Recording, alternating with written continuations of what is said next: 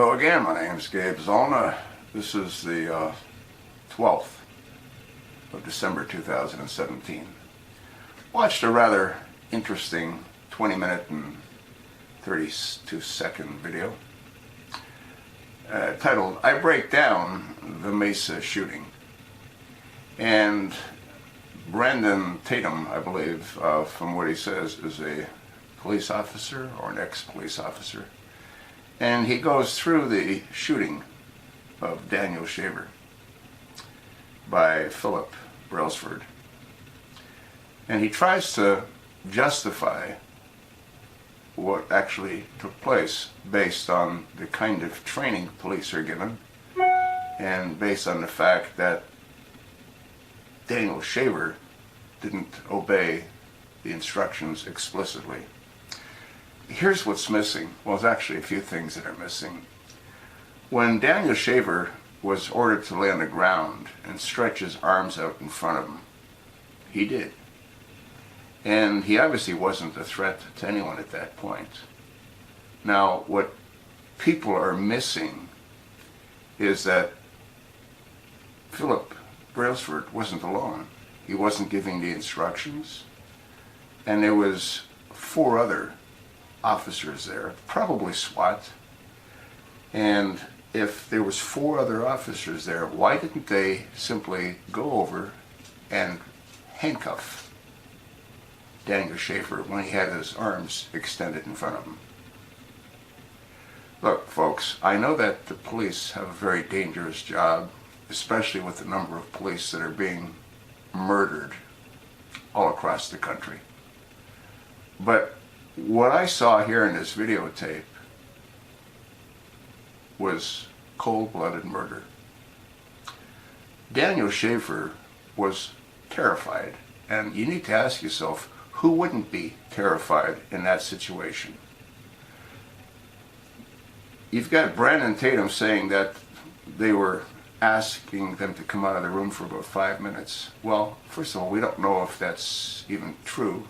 And let's assume that it is.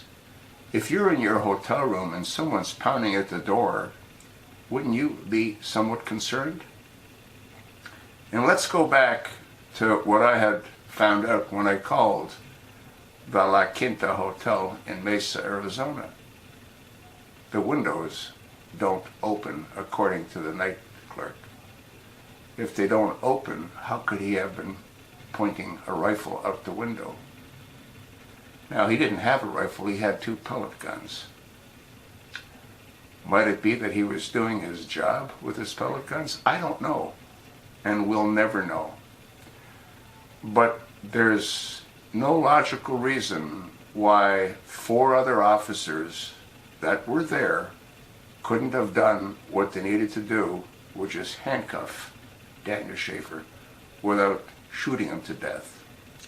And let's not forget the inscription on the inside of Philip Brailsford AR-15.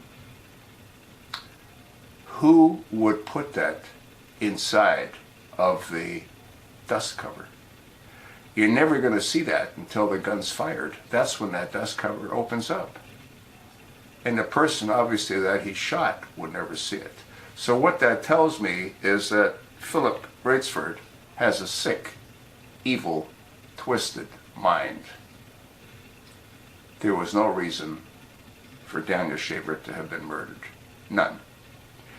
If the officer was alone, and if he was giving those instructions, but he wasn't alone, what were the other 3 officers, not the one giving the horrific instructions? If you move, we'll kill you. Do you understand that? There's no reason for that kind of talk. The problem is that Philip Brailsford can't be tried again. Double jeopardy. He was charged with 2nd-degree murder. He should be charged with 1st-degree murder, if that's even possible. And the officer giving the instructions, he needs to be kicked off the police force. He's also somewhat of a psychopath. So, I don't agree with Brandon Tatum's analysis. I don't believe that deadly force needed to have been used.